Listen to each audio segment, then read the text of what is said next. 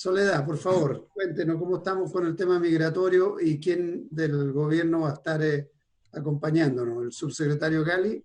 Todavía no se ha conectado el subsecretario, pero están los asesores. No, están dos de los asesores, el señor Hurtado y el señor Bonito. Está también, Álvaro Lolo también.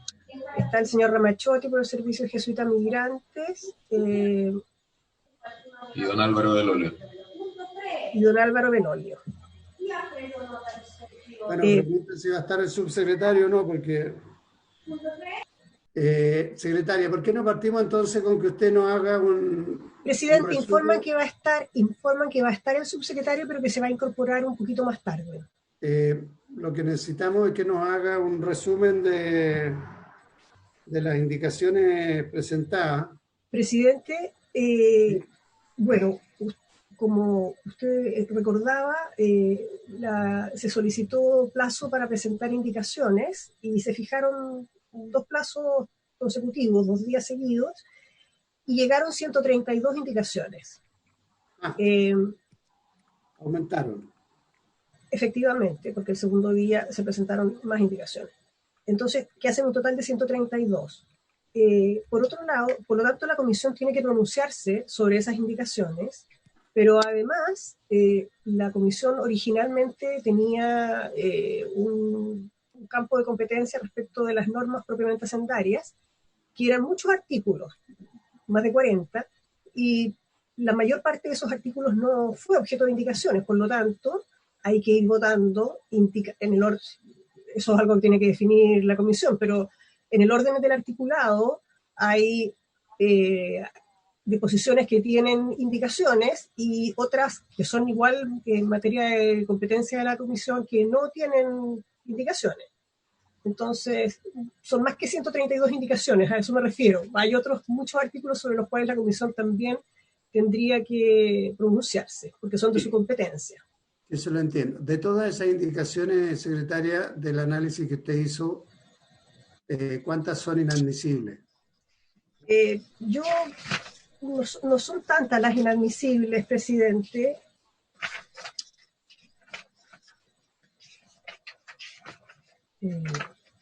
Deben ser 6. No puse el número, les fui poniendo al lado, que son fundamentalmente por administración financiera, y hay un par de ellas que dicen relación con atribuciones de organismos públicos. Pero la verdad es que son pocas las inadmisibles. Siempre en todos los paquetes de indicaciones llegan algunas que son inadmisibles y es mejor dejarlas de lado inmediatamente para no entrar, salvo que se quiera generar un debate o la indicación lo que busca es conseguir el patrocinio del Ejecutivo, etcétera, etcétera. Pero no nos olvidemos que abrimos plazo de indicaciones porque se trabajaron propuestas con el Ejecutivo para buscar acuerdo en aquellas materias donde había algunas diferencias o era necesario mejorar el texto. Ahí hubo 2 tipos de trabajo. Uno, el que hizo el equipo donde está el señor Ramachotti de la ONG con el gobierno, y otro de los asesores nuestros, por lo menos de algunos de los senadores que aquí estamos, tanto de gobierno como de oposición, con el gobierno, que estableció una cantidad de indicaciones que se suponía estaban acordadas y para eso pedimos abrir el plazo de indicaciones. De esas, en una primera fase, en la primera apertura, entiendo que se incorporaron 9 y después alrededor de otras 27. Y también se volvió a producir diferencia en algunas materias, con lo cual entiendo que nosotros presentamos indicaciones separados del gobierno y el gobierno a su vez trata de reponer indicaciones sin que exista acuerdo con algunos de nosotros. Pero el Ejecutivo solo presentó las 9. El Ejecutivo solo presentó indicaciones en la primera oportunidad. O sea, las 9 indicaciones del día 2 de junio. En el segundo plazo no presentó el Ejecutivo, no. Las presentó entonces a través de algunos colegas. Así es. Esas son las que presentó el senador de Coloma, supongo, para aclarar. Algunas. Ya, pero entiendo que además me dijeron que habían otras presentadas también por el Ejecutivo a través de alguien más. Bueno, No importa, estamos aclarando nomás los procedimientos y la forma. Y para terminar, ¿quién del ministerio puede? Ahí llegó el subsecretario. Ahí llegó el subsecretario. Lo que quería pedirle es que si el ministerio nos aclara por lo menos su punto de vista respecto de aquellas indicaciones donde se suponía que íbamos a tener acuerdo y después no hubo, lo que motivó que no presentara indicaciones al Ejecutivo y se presentaran por un lado indicaciones a través del senador Coloma y por otro lado indicaciones nuestras. Presidente. Si quiere, don Francisco, le doy la palabra. Deme un minuto antes, presidente, por favor. Senador. No, lo que pasa, presidente, es que aquí tenemos, efectivamente, que hay dos, esto es un proyecto largamente tramitado, que pasó por comisiones diferentes.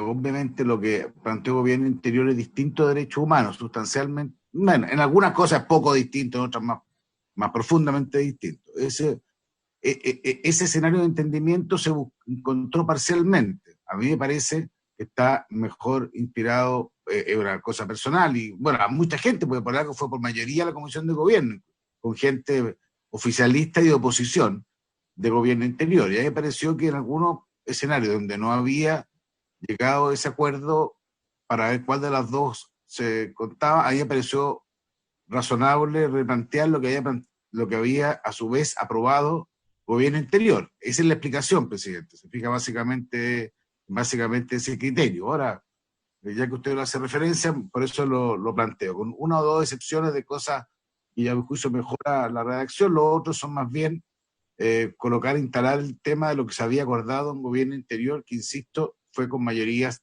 transversales también. Gracias. Muy bien. Bien, ¿alguno de los colegas quiere hacer alguna consulta o comentario? Si no, le damos la palabra a don Francisco Gali.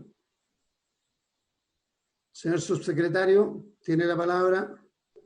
Muchas gracias, presidente. A ver, lo que hicimos fue en la mesa que reunió en una serie de oportunidades a los asesores de los senadores de la comisión con asesores de gobierno. Fue justamente tratar de llegar a un texto lo más consensuado posible. Ahora, por la vía en que se iban a presentar las indicaciones, la verdad es que producto de esta apertura de la semana pasada, del plazo de indicaciones por un plazo breve, se nos produjo algún desorden, pero finalmente se ingresaron todas las indicaciones que correspondían desde el lado nuestro. Efectivamente, algunas las ingresó el senador Coloma, porque parte de lo que acordó en la mesa fue que nosotros ingresáramos las indicaciones que eran de iniciativa exclusiva del presidente, y en algunas temáticas iban a haber diferencias, presidente, pero yo creo que aquí lo mejor es que en la gran mayoría de las indicaciones hay total acuerdo. Hay un par de temas en que no lo hay, y yo creo que es mejor entrar en la discusión de esos tres temas simplemente. Ya. Muy bien. ¿Alguien más quiere entregar alguna información? Presidente, ¿puedo pedir la palabra, por favor? Ramachotti. Gracias, presidente. Aprovecho de saludar a los senadores, al subsecretario, de las personas presentes. Respecto de las indicaciones que se presentaron, bueno, la gran mayoría van en la línea de lo que se presentó el 22 de mayo en esta comisión. Hay indicaciones que aportan a seguir avanzando hacia un proyecto con una migración ordenada, segura y regular, que es el objetivo compartido y sobre el cual hay consenso. Sin embargo, vemos con preocupación que hay ciertos aspectos que se alejan o no cumplen con la propuesta que se presentó ese día por el Ejecutivo, y que desde nuestra perspectiva ponen en riesgo la posibilidad de resolver el problema de irregularidad migratoria que hemos presentado varias veces en el texto del proyecto. En la Comisión de Gobierno, si bien se avanzó en temas muy importantes, nosotros vemos que no se resuelve el problema de irregularidad que puede tener el país. Eso, en las distintas presentaciones que han habido, se ha presentado que hay distintas maneras de avanzar en eso, que es tener mecanismos en la ley de regularización, que haya posibilidad de regularización extraordinaria que sea facultativa del gobierno de turno, que haya visados flexibles y que haya mecanismos de colaboración entre los países de la región. Y con el texto que salió de gobierno, lamentablemente nosotros no vemos que se asegure poder solucionar eso. Nosotros habíamos presentado una propuesta que se aprobó en la Comisión de Derechos Humanos, que era un mecanismo de regularización en la ley para las personas que luego de 2 años, estando en el país de manera irregular, pero que acreditaran suficiencia económica, pudieran ser regularizados. Yo en otra sesión expliqué que este mecanismo no aplicaba para personas con antecedentes penales. Lo vuelvo a explicar porque el mismo proyecto de ley pone como causal de rechazo de cualquier residencia el que hayan antecedentes penales. Lo reitero porque han habido algunas declaraciones que dicen que nosotros estamos promoviendo una regularización automática a los 2 años para personas que ingresen clandestinamente y tengan antecedentes. No va hacia allá la indicación y lo hemos explicado más de una vez. Pese a eso, nosotros tuvimos la voluntad de llegar a un entendimiento respecto de este tema que es el neurálgico que está pendiente en el proyecto de ley, que es la regularidad migratoria, para reemplazar ese mecanismo, siempre y cuando se pudieran respetar una serie de elementos que permitan que tanto la política migratoria como el gobierno puedan hacerse cargo de esos problemas de irregularidad que todos los países tienen, y que considerando el contexto regional y fronterizo de Chile, acá se puede dar de mayor manera. Los puntos que conversamos nosotros y que se presentaron el 22 de mayo en esta sesión son 5. Hay 2 que se cumplen en las indicaciones a cabalidad, que es otorgar el plazo de 1 año a residentes a quienes haya vencido su permiso para solicitar prórroga del visado. Eso es, al final, un mecanismo de regularización para quienes ya se les había dado una residencia, no para quienes ingresaron irregularmente o que entraron como turistas y se les venció la visa. Eso está en las indicaciones. También la facultad del subsecretario del Interior para regularizar excepcionalmente extranjeros en casos calificados o por motivo humanitario, también está en las indicaciones. Un tercer punto es que la política de migración pueda establecer mecanismos de regularización, o sea, a diferencia de que quede en la ley este mecanismo de 2 años, que quede en la política de migración, y eso se incorporó en el artículo 21, indicación ahora, que dice, como objetivo de la política, velar por el mantenimiento de altos índices de regularidad de la población migrante, que eso está bien, pero se agrega una frase que dice, evitando el ingreso irregular, y eso para nosotros es una visión muy restringida de cómo se mantiene la regularidad en el país. Si es solamente evitando el ingreso irregular, es entender que no queremos que en la política migratoria haya mecanismos de regularización, además del control fronterizo. Hay que tener control fronterizo, hay que evitar el ingreso irregular, pero acá lo que nosotros hemos planteado muchas veces es que necesitamos mecanismos de regularización. Entonces no va en la línea de lo que hablamos esta indicación del Ejecutivo. Lo otro que habíamos conversado, el cuarto de los 5 puntos, es que haya un deber de la Subsecretaría del Interior de elaborar informes anuales respecto de la situación de extranjeros en Chile, y que eso sea un insumo para el Consejo de Política Migratoria al momento de tomar decisiones sobre estos mecanismos de regularización.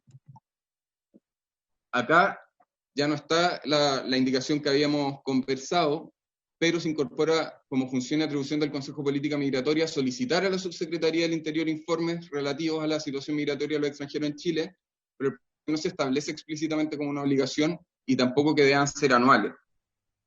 El último punto, que el que a nosotros nos parece más grave, que fue una indicación que se debería haber presentado y no se presentó por parte del Ejecutivo, es que en el artículo 8º transitorio, que establece una regularización extraordinaria al momento de publicarse esta ley, se debía ampliar el plazo dentro del cual debiesen haber ingresado extranjeros al país de manera regular, que ahora está en situación irregular, para poder regularizarse. Y el plazo que habíamos conversado era hasta el 22 de mayo del 2020, siendo que ahora está en septiembre del 2019.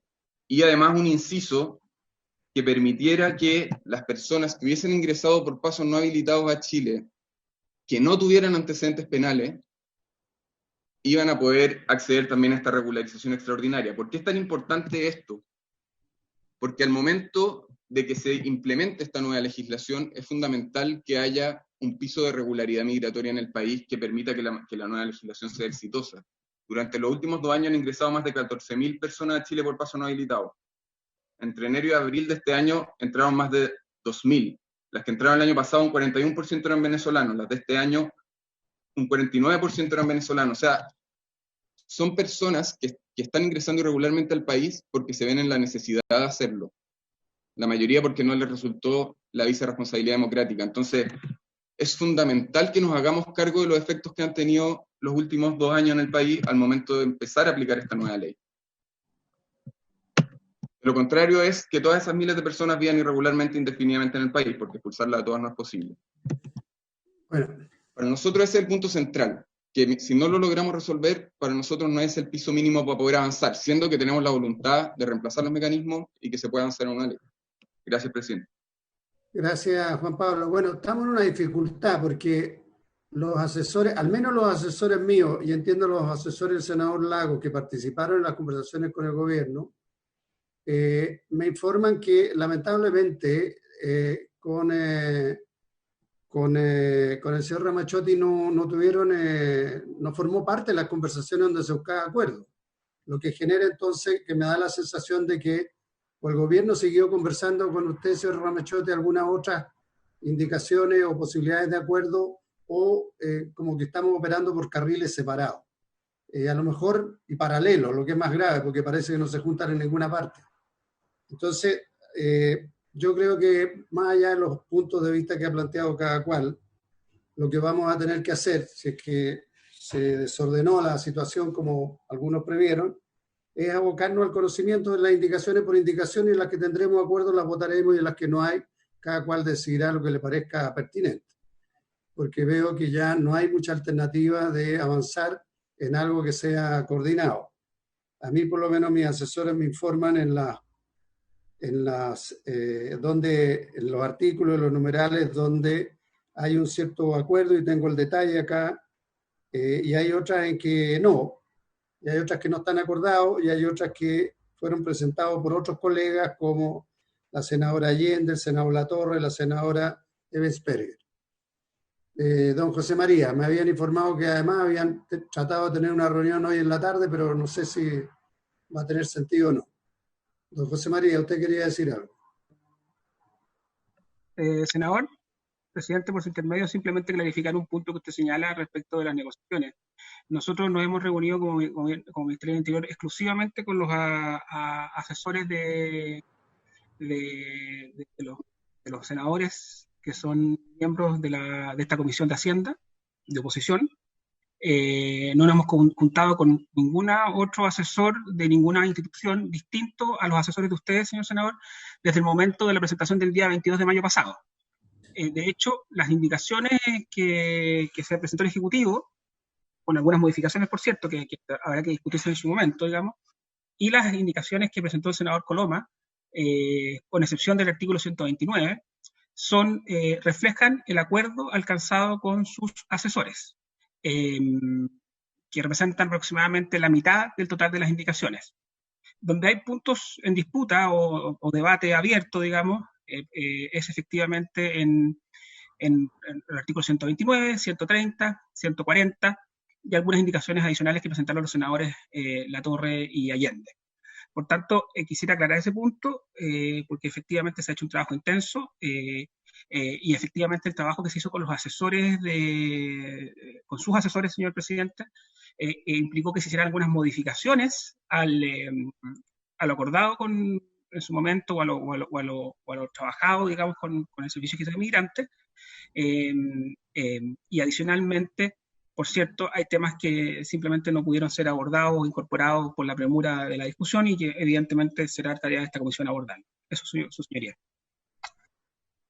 Bien, gracias, José María. Yo aquí tengo una relación, corríjame si estoy equivocado, que me entregan mis asesores, en que me dicen que de los acuerdos conversados con el gobierno está el artículo número 1, numeral 8, el artículo 3, el 10, el 12, el 16, 30, 33, 34, 35, 36, 40, 41, 46, 56, 57, 68, 72, 89, 87, 106, 116, la mitad del 129, 130 con compromiso de patrocinio del Ejecutivo, 133, 135, 140, 141, 145, 144, 156, 160, 172, 174, 178 y el octavo transitorio que nos fue presentado por el Ejecutivo y que se comprometió a incorporar. Y entiendo que ese octavo transitorio no se ha incorporado. Los que no están acordados son los presentados en general por la senadora Allende, Latorre y Ebesperger.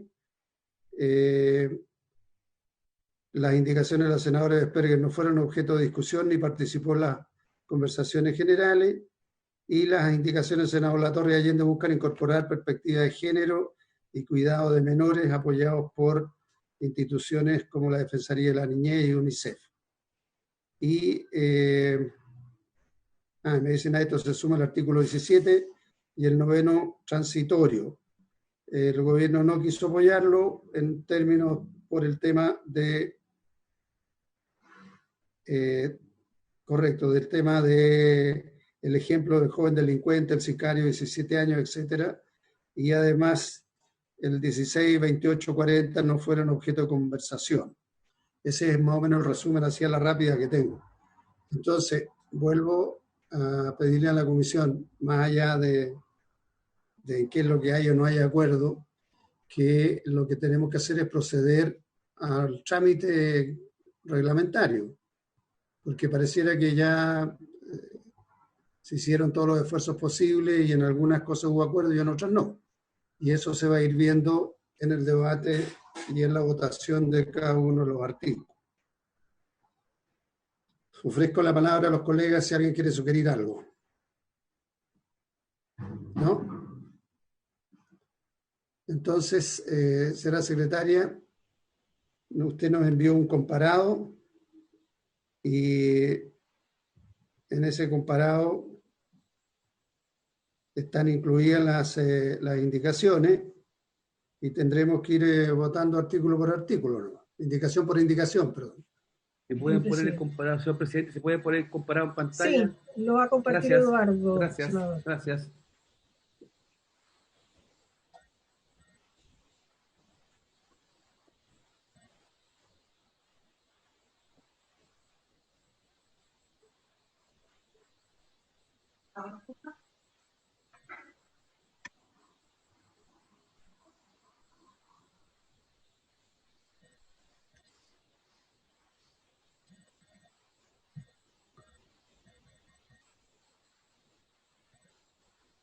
Bien. Ahí está en pantalla el comparado. La primera indicación es al artículo 1, numeral 8. El artículo 1 contiene distintas definiciones. El numeral 8 define extranjero transeúnte. Y la primera indicación del senador señor Coloma sustituye la expresión ánimo de residencia por la frase y sin intenciones de establecerse en él. O sea, el extranjero transeúnte es aquella persona extranjera que está de paso en el territorio nacional de manera transitoria, conforme al artículo 46, y sin intenciones de establecerse en él. Y la segunda indicación, también del senador Coloma, suprime en ese numeral la frase final que señala, y de acuerdo a las reglas del artículo 172, ambos de esta ley.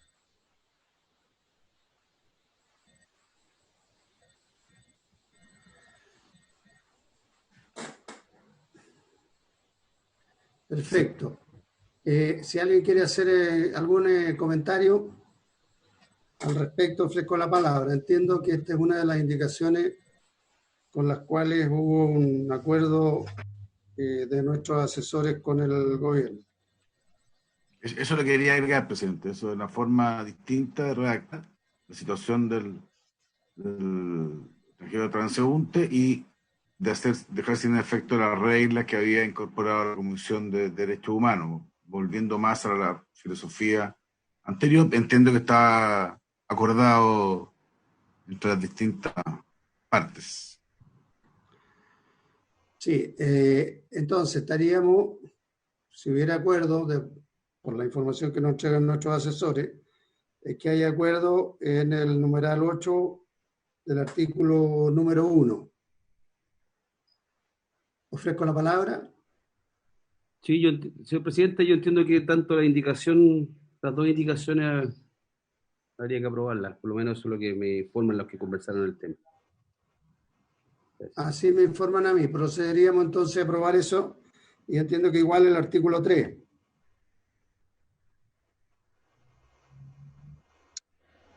Señora secretaria, En el tome la artículo, votación. en el artículo, presidente, ¿quiere que tome la votación o les ponemos por unanimidad a los presentes aquellos en que se va corroborando que existe un acuerdo? Sí, bueno, como sea más fácil, si los colegas están de acuerdo, procedemos de esa manera. Sí, lo único que tenemos que tener es la claridad respecto de cuáles son las indicaciones en que hay acuerdo. O sea, las indicaciones al numeral 8 del artículo primero y también la indicación del senador Coloma que suprime los incisos segundo, tercero y cuarto del artículo tercero, Sí. son aprobadas por unanimidad. Entonces. Senador García. Presidente, muy breve, por su intermedio, una consulta al senador Coloma. ¿No debiera decir y sin intención en singular, no en plural? En la indicación primera, senador. Sí, en la primera, cuando dice y sin intención de permanecer en nuestro país. A ver, volvamos al... Y sin intenciones, eso de las intenciones, no sé, me suena raro, pero no sé si tiene alguna implicancia jurídica después. Usted sostiene que hay que poner y sin intención, en singular. Senador Coloma está sin micrófono.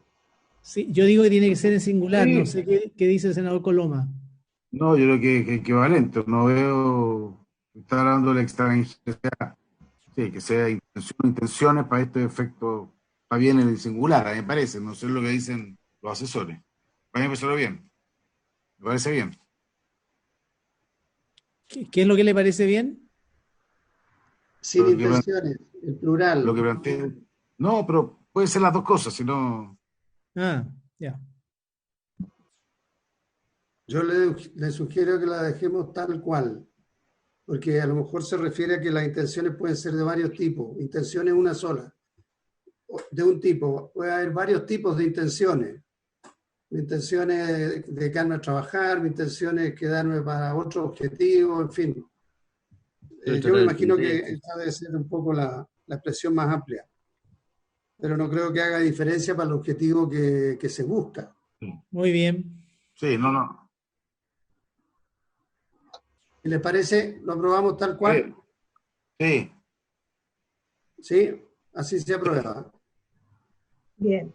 En el mismo artículo... Vamos entonces. Será secretaria. Presidente, en el mismo artículo tercero, el inciso sexto, que no fue objeto de indicaciones, es de competencia de la comisión, supongo que no es objeto de cuestionamiento, pues, se refiere a los derechos económicos, sociales y culturales, respecto a los cuales el Estado se compromete a adoptar medidas hasta el máximo de los recursos disponibles. Y que entiendo que ha aprobado también. Y el artículo quinto, que tampoco fue objeto de indicaciones, se refiere al deber de información del Estado respecto de que tiene que proporcionarles información a los extranjeros, información íntegra, oportuna y eficaz acerca de sus derechos y deberes, requisitos y procedimientos para su admisión, estadía y ingreso del país, y cualquier otra información relevante en idiomas español, inglés y lenguaje de señas. Perdone, me perdí, secretaria. Estamos hablando del artículo tercero. El artículo 5, que no fue objeto de indicaciones. Es también, es que tenemos que ir porque si no nos vamos a saltarlo. Tiene razón. Pero no entiendo, ¿estamos votando artículo por artículo o estamos viendo las indicaciones? No, que está viendo los artículos que nos corresponden, las indicaciones y los artículos que nos corresponde votar. En el 5 no tiene indicaciones. Efectivamente, la otra posibilidad es que nos concentremos en las indicaciones y después al final del despacho de las indicaciones se haga una sola votación respecto de las normas de competencia que no tuvieran indicaciones. Ok, ya vamos con las indicaciones. ¿Le parece eso mejor? Ok. Entonces, la siguiente indicación es la indicación 4H de la honorable senadora señora Allende y 5H del senador señor Latorre, intercala un artículo 10 nuevo del siguiente tenor. Artículo 10, principio de no devolución.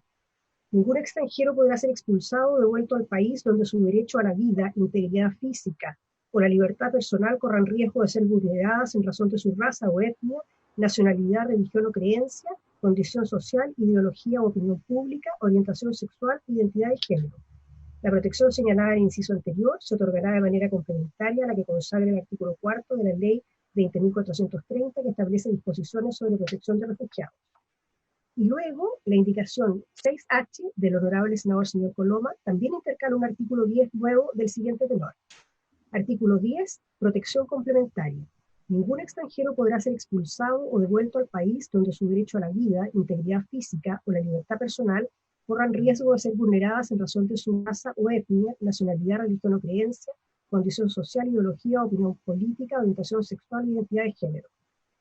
No podrá invocar los beneficios de la presente disposición el extranjero que haya sido condenado por la comisión de un grave delito común en el extranjero o respecto del cual existan fundados motivos de que ha cometido un delito contra la paz, de guerra o cualquier otro delito contra la humanidad definido en algún instrumento internacional ratificado por Chile, o que ha realizado actos contrarios a los principios y finalidades de la Carta de Naciones Unidas, o que sea considerado por razones fundadas como un peligro para la seguridad del país donde se encuentra, o que habiendo sido objeto de una condena definitiva por un delito particularmente grave, constituya una amenaza para la comunidad de tal país. Cesará la protección complementaria respecto de una persona que se haya acogido voluntariamente a la protección del país del cual es nacional, que habiendo perdido su nacionalidad con anterioridad, la ha recuperado por propia decisión, que habiendo obtenido una nueva nacionalidad, goza de la protección del país cuya nacionalidad adquirió, o que ha decidido establecerse nuevamente, de manera voluntaria, en el país que abandonó o fuera del cual permanecía por temor a ser perseguido.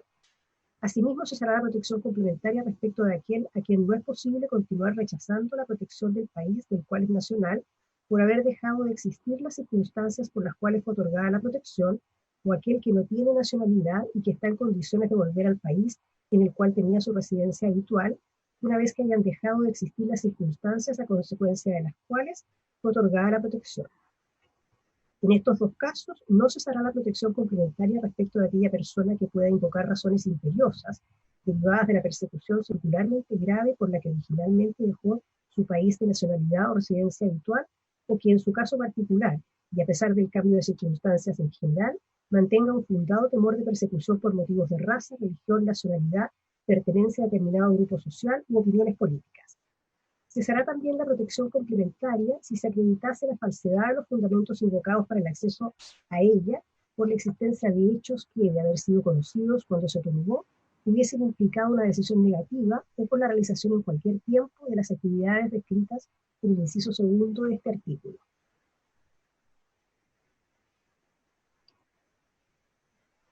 Esas son las dos modificaciones que intercalan un nuevo artículo 10. Ok. Presidente. Ofrezco la palabra. Sí.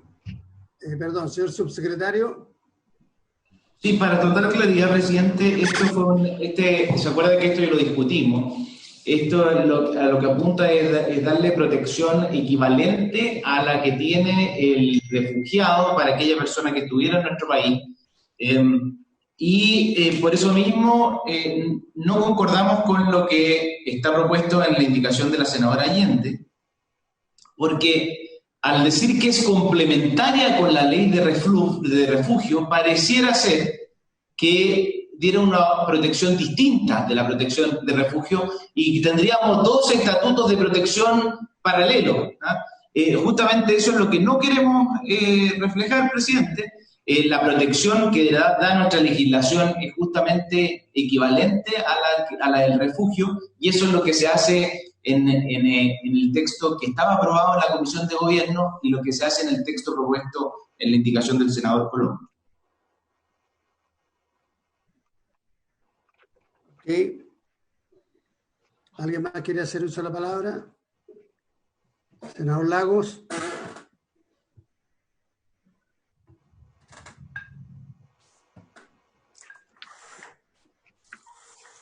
Senador Lagos. Ricardo, está sin micrófono. Sí, pero no estoy pidiendo la palabra, señor presidente.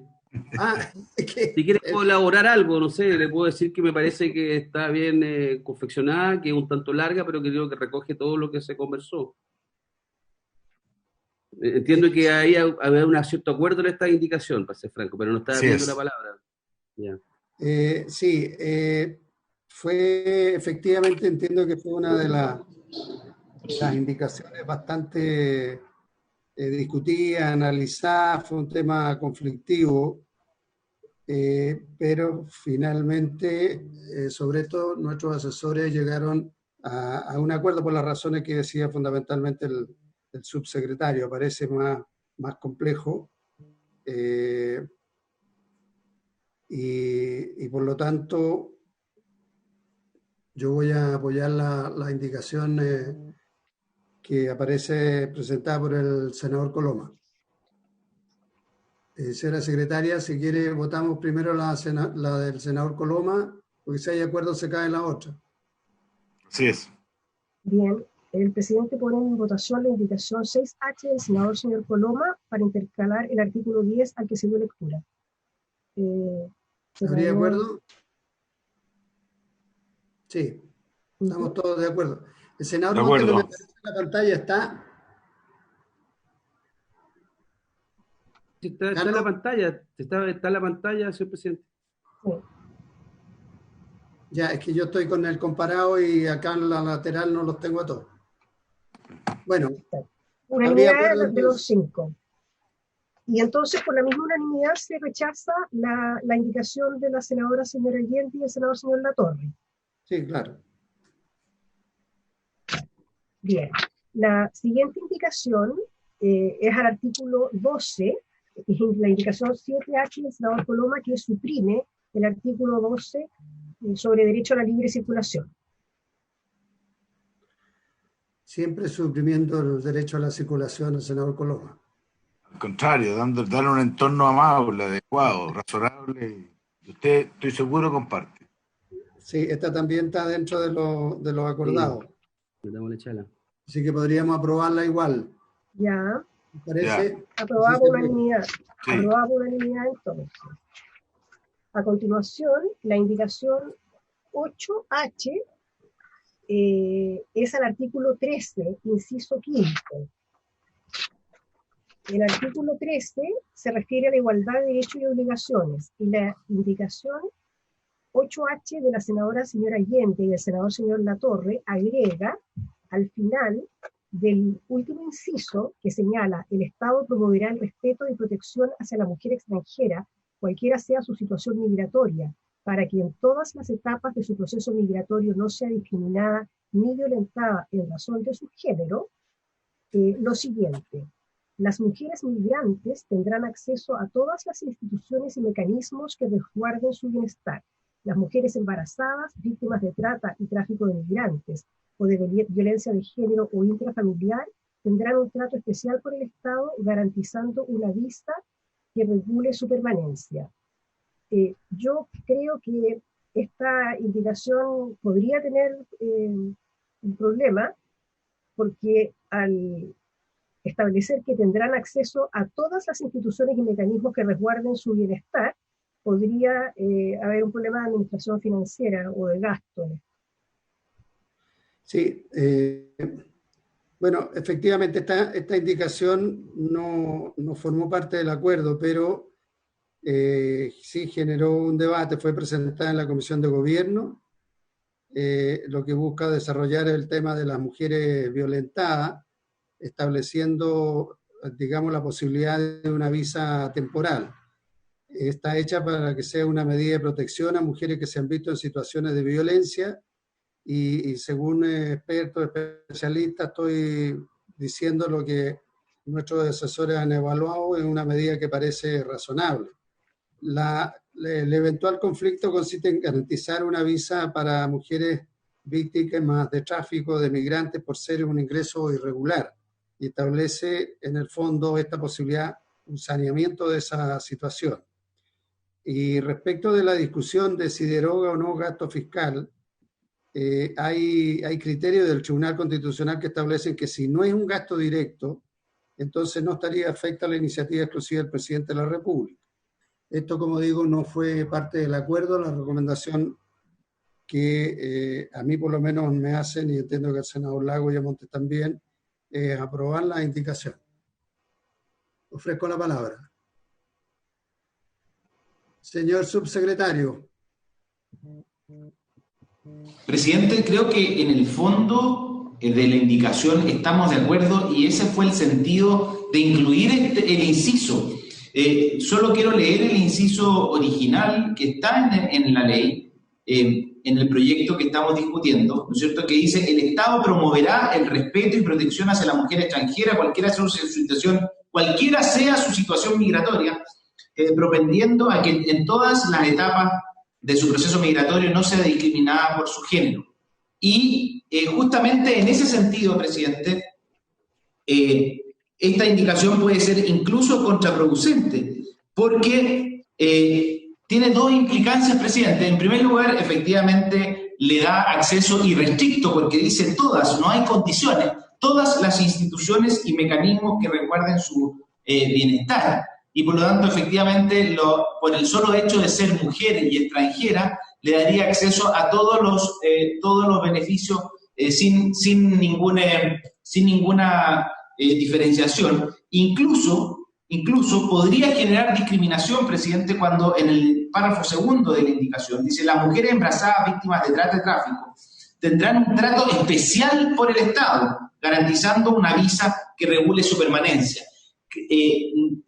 Presidente, yo creo que justamente el principio de no discriminación apunta a que la nacionalidad de la persona no sea un criterio para priorizar política pública, y justamente aquí lo que se hace es que frente a la disyuntiva de una víctima de trata, que no tiene por qué ser extranjera, presidente, incluso algunas de las causas de trata, incluso las condenas que hemos llegado en los escasos casos de trata que tenemos en nuestro país, son mujeres y hombres chilenos los que son víctimas de trata, y en este caso estableceríamos un trato discriminatorio por el solo hecho de la nacionalidad de la persona. Creo que si el punto es la protección y la promoción de los derechos de la mujer, está bien cubierto con el texto que ya está en el proyecto de ley, presidente.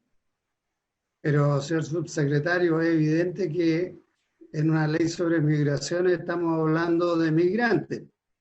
O sea, no habla de discriminación respecto a los nacionales. Si los nacionales para estos efectos tienen sus propias normas.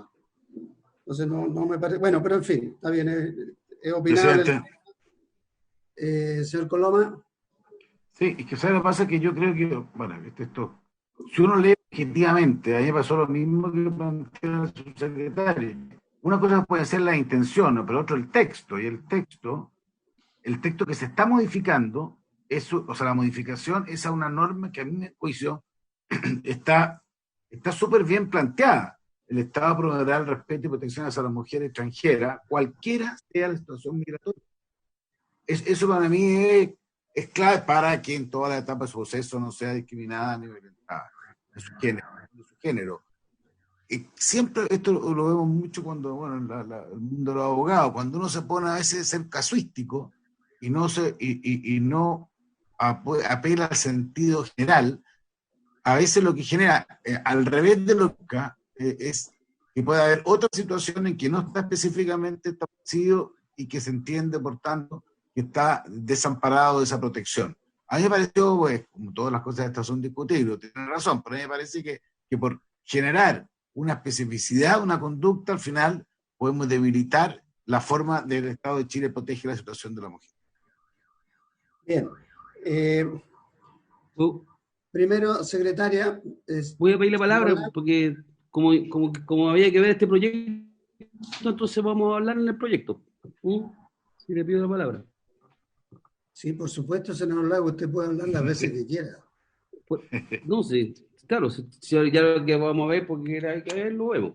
¿Sabe? En esta discusión, efectivamente no hay un acuerdo y están las indicaciones de la senadora Allende y del senador Latorre, y yo, entendiendo el punto del presidente de la comisión, le hago una pregunta por su intermedio al subsecretario Gali.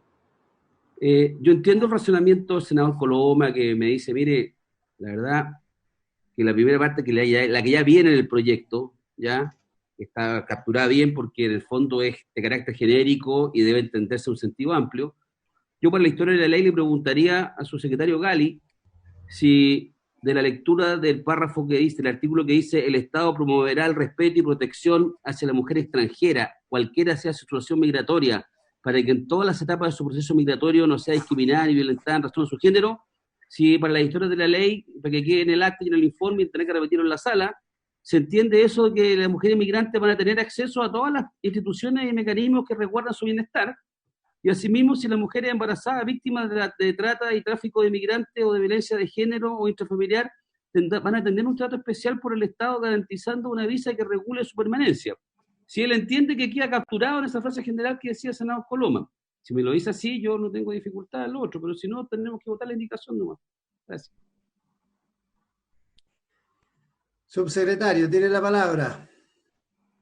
Gracias, presidente. Efectivamente, quizás, y error mío, presidente, el contexto en que estamos discutiendo esto es el artículo 13 del proyecto, que está en su capítulo inicial, que se trata de la igualdad de derechos y obligaciones, y que se inicia en su inciso primero con el Estado garantizará respecto de todo extranjero la igualdad en ejercicio de los derechos sin perjuicio de los requisitos y sanciones que esta ley, en particular el ordenamiento jurídico, en general establezcan para determinados casos. Es decir, a lo que apunta justamente este artículo, presidente, es al trato igualitario de hombres y mujeres, chilenos y extranjeros, sin perjuicio a los casos particulares que estén regulados en la presente ley. Y a eso va justamente el inciso a que nos referimos. En el caso de la mujer, hay que tratarla de manera específica para que en el trato respecto de su situación migratoria, cualquiera de estas que sea, en el proceso migratorio no sea discriminada por su género. En el proceso migratorio no sea discriminada por su género. Y respecto a lo que usted, a la pregunta del senador Lagos, presidente, efectivamente hay una serie de instrumentos que nos permiten en todo el proyecto de ley atender las situaciones particulares. Por ejemplo, aquella mujer que es víctima de trata o tráfico, obviamente tiene acceso a visas humanitarias, por ejemplo, o incluso la mujer que es víctima de violencia intrafamiliar. Imaginémonos el caso de la mujer que tiene una visa dependiente de su marido, ¿no es cierto?, los dos extranjeros, y en su visa dependiente su condición migratoria depende, por su naturaleza, de la condición migratoria de su marido, quien es quien la violenta. En ese caso, el proyecto de ley también permite que esa mujer que es víctima de violencia intrafamiliar obtenga una visa por razones humanitarias para que no dependa en su condición migratoria de la condición de dependiente de su marido, que también es migrante. Entonces, si usted se fija, presidente, en el contexto de las normas generales que estamos viendo, que son los primeros artículos del proyecto, la norma tiene que ser una norma de promoción de los derechos, pero no irse al caso específico porque esos casos están tratados más adelante respecto de esas personas. Bien. ¿Alguien más quiere hacer algún comentario? Soledad, entonces para los efectos de la indicación, yo le hago nuevamente la consulta. En mi opinión, no creo que sea inadmisible. Usted sostiene que es inadmisible porque primero decidamos eso. Si los senadores creen que es inadmisible, entonces nos evitamos la otra votación. Presidente. Si es admisible, Presidente. la votamos. Senador Coloma. Presidente. Sí, es que si uno lee bien la indicación y más allá del que yo creo que está, lo que hemos conversado, realmente se plantea, estoy leyendo, que a mi juicio no es admisible porque supone en mi posición, un gasto directo, digamos, al establecerse toda prestación. No sé cómo podría entenderse si no fuera un gasto directo, se lo planteo al revés, digamos, y por tanto requeriría el patrocinio. Esa es la impresión que yo tengo de la lectura. Lo que pasa es que hay fallos del Tribunal Constitucional que cuando se da el gasto, que puede ser un gasto indirecto, se ha aceptado la admisibilidad. Esa es la razón y el argumento por el cual se sostiene la admisibilidad. Pero lo entiendo. Senador Coloma, sí, es más fácil. Sí, lo entiendo. Sí, es que medio complicado. Pero yo no entiendo el argumento, presidente. Me dio la palabra, no, perdón, que yo soy bien riguroso en eso. No, está bien. Trato, hable. No, el Zoom nos tiene mal, presidente, pero tengamos el sentido. Oye, vamos a tener que trabajar con este mecanismo por varios días, así que vamos haciéndonos la idea mejor. ¿Esto no se está transmitiendo por la televisión del Senado? Por streaming. Ya. Pero a mi juicio,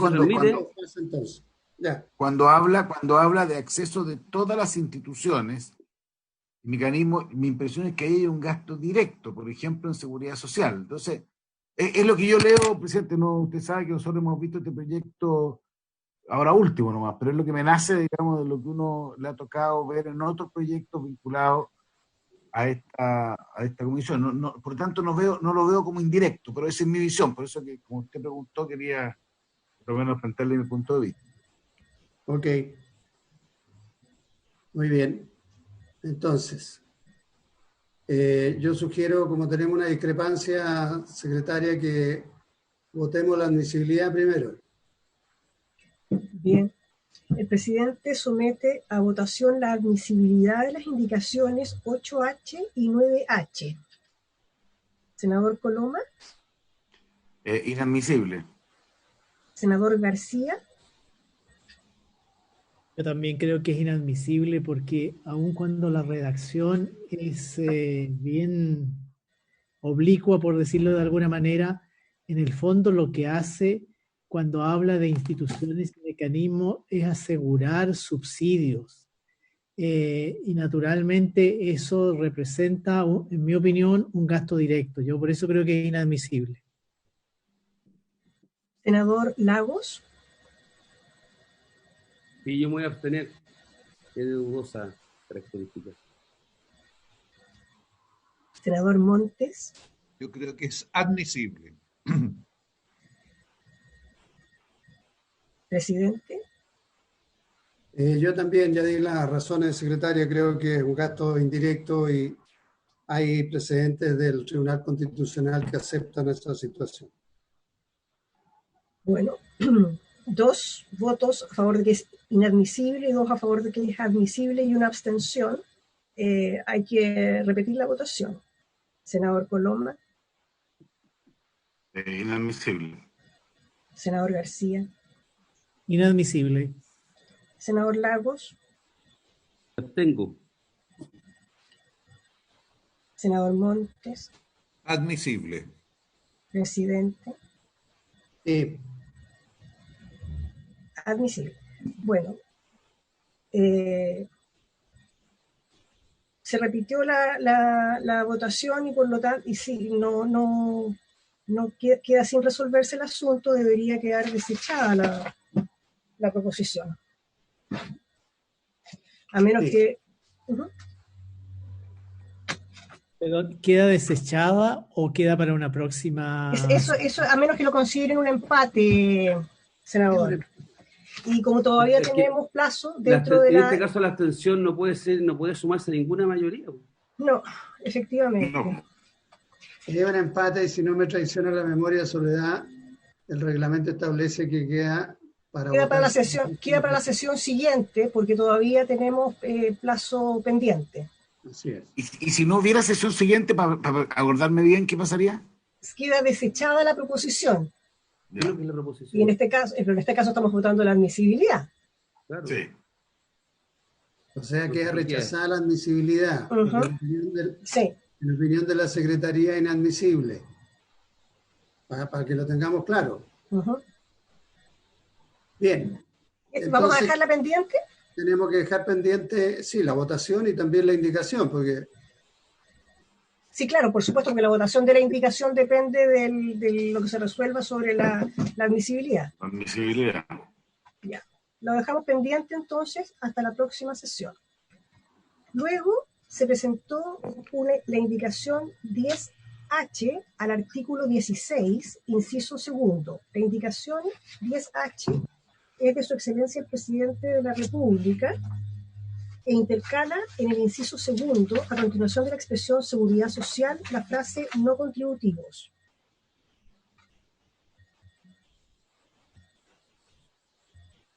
por lo que queda respecto de aquellas prestaciones y beneficios de seguridad social no contributivos financiados en su totalidad, y sigue. Esto es lo que establece una restricción en el acceso a beneficios sociales para los extranjeros que tengan menos de 2 años de residencia legal y su familia.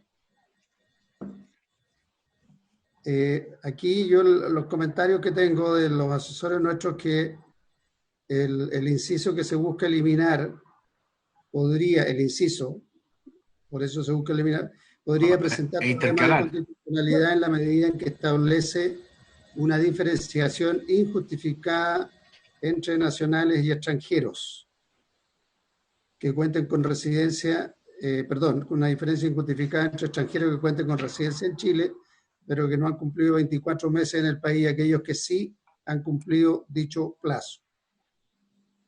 Estamos en una indicación previa, presidente. Sí, estamos en la anterior.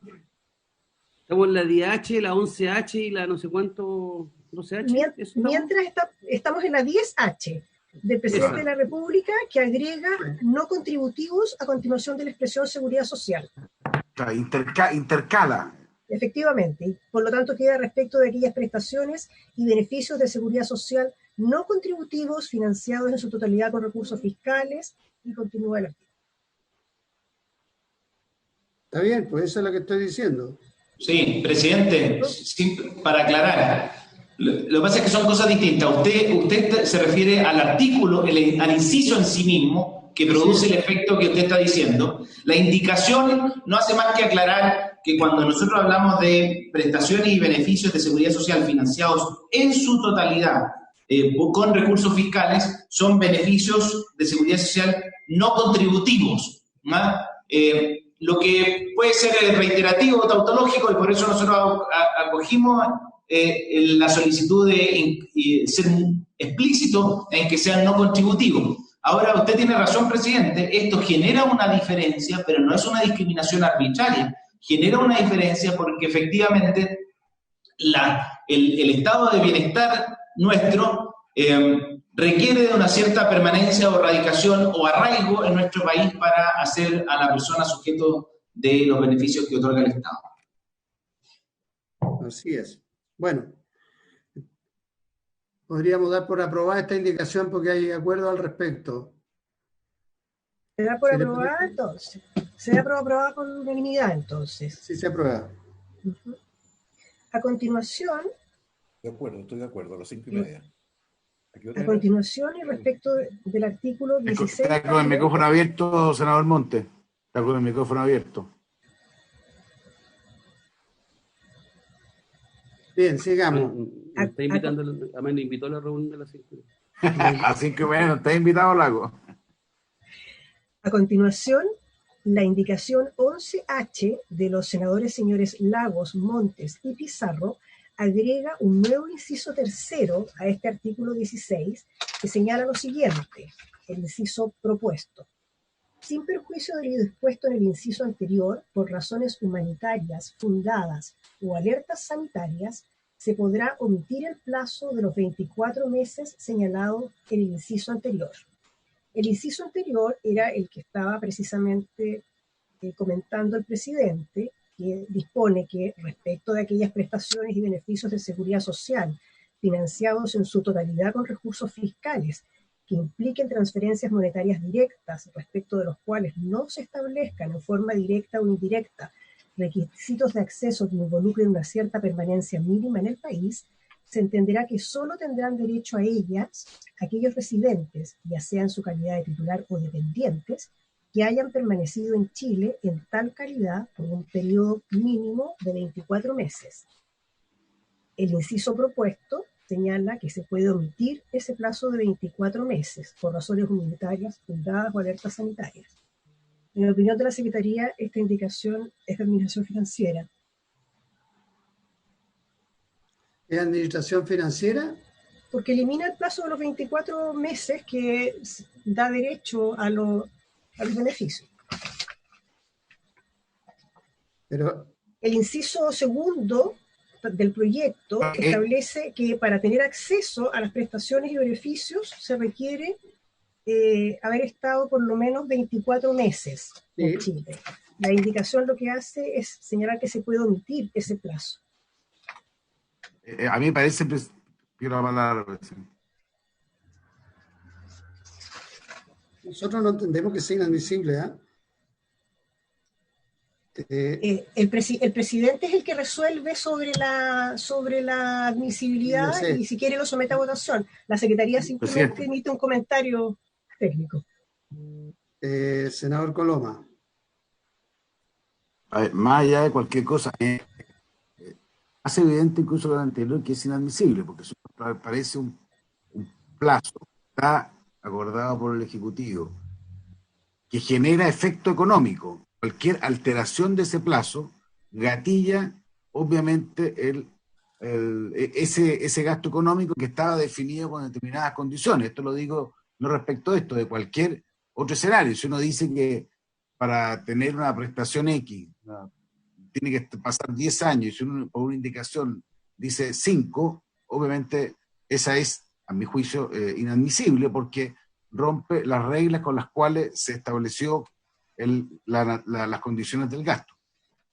Y lo que pasa, senador, es que el objetivo de esto, y se establece claramente ahí, que dice que sin perjuicio de lo dispuesto en el inciso anterior, por razones humanitarias fundadas o sanitarias, se podrá omitir el plazo. ¿Para qué es lo que se busca? Se busca establecer una excepción para salvar la discriminación de la norma anterior, lo que está establecido en el inciso anterior. Ahora, yo entiendo y interpelo al Ejecutivo que esto fue acordado con el Ejecutivo, que la presentamos nosotros y que el Ejecutivo la patrocinaba. Presidente. Eso es lo que me están informando nuestros asesores. Entonces le quiero preguntar directamente a don Juan Francisco Gali si la patrocina. Sí, presidente. Sí. Solamente No. esa misma línea, porque antes de entrar a discutir si es admisible o no, ¿ya? Lo que está haciendo acá es darle una facultad al Ejecutivo, este artículo. Le da una facultad al Ejecutivo que ante ciertas circunstancias, como las que se describen ahí, ¿ya? Por razones humanitarias fundadas o alerta sanitaria, se puede omitir el plazo de 24 meses. ¿Y quién va a tomar esa definición? El Ejecutivo, en su eventualidad de aprobarse esta norma. Entonces, la pregunta es ¿por qué el Ejecutivo preferiría rechazar esta facultad de tenerla a su disposición? Por eso creo que sería importante que la pudiera patrocinar. Gracias. Senador Monte. No, yo creo que es admisible, es una facultad, es una situación excepcional que le permite al Ejecutivo tomar decisiones, y a mí me parece que además es muy conveniente tener una situación de excepción. Yo quiero aprovechar para preguntar de la indicación anterior que se votó, la indicación del presidente en la seguridad social, que lo reducía a los no contributivos. El seguro de desempleo, para todos los efectos, es también un beneficio contributivo, el seguro de desempleo. Me gustaría saber qué es lo que se piensa, porque el Ejecutivo, al formularlo de esa manera, no está claro que tenga derecho desde el comienzo, desde que empieza a trabajar, digamos, el seguro de desempleo. Perdone, pero hago esta consulta porque me surgió esa duda después de la votación. Señor subsecretario. Sí, presidente, en primer lugar, para total claridad, a ver, nosotros estamos de acuerdo en el fondo en hacernos cargo de que muchas veces los beneficios que se otorgan en situación de emergencia o alerta sanitaria como la que vimos hoy, obviamente no discriminan, porque tal como hoy día la pandemia no discrimina por nacionalidad, la red de apoyo del Estado no discrimina por nacionalidad, y así usted ha visto las políticas que incluso ha impulsado el canciller y las intendencias para apoyar a personas de nacionalidad extranjera que están en situaciones de alta vulnerabilidad producto de la pandemia. Otra cosa es que, y ahí voy a lo que planteaba el senador Montes, no podemos confundir aquellos beneficios que son contributivos de aquellos que no son contributivos. Y efectivamente la persona que está sujeta a un contrato de trabajo cotiza en el fondo del seguro de cesantía y por lo tanto el beneficio asignado al seguro de cesantía cuando se gatilla el riesgo y por lo tanto esa persona o ya sea se le suspende el contrato en virtud de la ley de protección del empleo o se le pone término al contrato de trabajo y se gatilla el seguro de cesantía, es un beneficio de la seguridad social que no es de aquellos que son en su totalidad pagados por el Estado o por lo tanto no contributivos. Y por lo tanto tendría pleno acceso esa persona que aportó al fondo de cesantía para cobrar su seguro de cesantía. Lo mismo que la pensión, lo mismo que los seguros de salud, presidente, y todos aquellos beneficios de seguridad social que se otorgan en virtud de un contrato de trabajo o de contribución que hace el propio trabajador para su seguridad social. Otros de los que estamos hablando aquí son de beneficios no contributivos, y ahí, por ejemplo, yo le pongo el ejemplo del bono marzo o el bono COVID, que son beneficios que se le otorgan a población vulnerable, presidente, generalmente, y que son no contributivos y que se accede simplemente por la condición de vulnerabilidad de la persona, y en esos casos sí, efectivamente, la política social, y como lo hacen la gran mayoría de los países desarrollados del mundo, sí exige un nivel de arraigo de las personas, porque obviamente, salvo en situaciones de urgencia o emergencia, el extranjero que está como turista en Chile no es sujeto de los beneficios de la seguridad social del Estado. Y por eso mismo, y ahí haciéndome cargo del tema de la propuesta, en cuanto a la admisibilidad, claramente, presidente, esta es una facultad exclusiva del presidente de la República, y en cualquiera de sus dos interpretaciones. En primer lugar, si es que se elimina el plazo para otorgar el beneficio, amplía los beneficiarios y la base del beneficio, y en la segunda interpretación, en que no limita el plazo, sino que solamente faculta al Ejecutivo para eximirlo, otorga una facultad a un órgano público y por lo tanto también es facultad de iniciativa exclusiva del presidente. Lo que sí, presidente, creo que en la intención que está detrás, en la voluntad que hay detrás de esta indicación, que es que no discriminemos a extranjeros que están en una situación de emergencia, de catástrofe, de alerta sanitaria, en una situación de ser objeto o sujeto de un beneficio no contributivo del Estado, por ley de esa situación. Yo creo que eso lo podemos hablar con el Ministerio de Hacienda, de tal manera que podamos ver una reacción alternativa para que justamente cumplir con el objetivo. Y aquí tenemos dos situaciones, presidente. Cuando son bonos o beneficios que son creados por ley, va a ser esa ley la que establezca los requisitos, y probablemente en esa ley no se va a exigir el requisito de la estadía de los 24 meses. En caso de que no sea por ley, efectivamente las normas de excepción de los estados de catástrofe, de la ley de sisma y catástrofe, del estado de excepción constitucional o del Código Sanitario permiten hacer excepción en casos de necesidad. Y por lo mismo hay que ver cómo se conjugan todas las normativas existentes para hacer una propuesta, presidente. Presidente. Sí, Carlos. Respecto al tema del seguro de desempleo y la norma anterior a la indicación del presidente, pido que la explicación del subsecretario quede en el informe, porque esto es bien polémico. Hubo polémica recién a partir del RUT provisorio, por ejemplo, del jugador de Colo-Colo. Han habido distintos conflictos por esto. Entonces, me parece bien lo que él plantea, entiendo el argumento. Esto lo desencadena el hecho de trabajar en Chile, tiene derecho al seguro de desempleo cumplido ciertos meses, tiene el apoyo del empleador, en fin, tiene un conjunto de beneficios que desencadena la contribución. Que eso quede clarísimo en el acta para que no se repitan algunas situaciones previas. Bien, entonces vamos a hacer lo siguiente.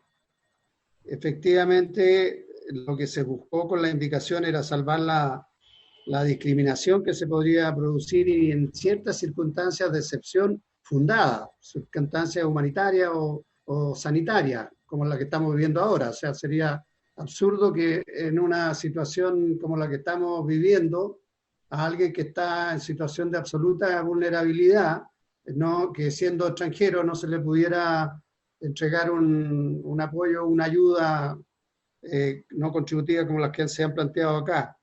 Pero, subsecretario, hagamos lo siguiente. Había un compromiso con lo que me dicen de que nosotros presentamos la indicación y ustedes la apoyaban. Si hay que buscar una redacción que sea mejor, lo hacemos ahora. Entiendo que nuestros asesores se van a volver a juntar más tarde, como a las 3 de la tarde, me dijeron. ¿Me parece? Perfecto. Ya. Entonces, haríamos eso, secretaria, y vamos a dejar hasta aquí la sesión de la comisión porque ya se cumplió el tiempo y tenemos que ir a sesión de sala. Muy bien, presidente. Sí. Le vamos a comunicar, subsecretario, a petición del senador Lago, cuando seguimos viendo el proyecto migratorio, dependiendo de los horarios que podamos tener para primero abocarnos al tema del plan de emergencia, que es lo más urgente, y después ver cómo cumplimos con los plazos que tenemos con las discusiones de este proyecto y de otros que están en la comisión. ¿Les parece? Me parece muy bien. increíble. Habiéndose cumplido el objetivo de la sesión, se levanta. Ya, hasta luego. Muchas gracias a todos. Hasta luego.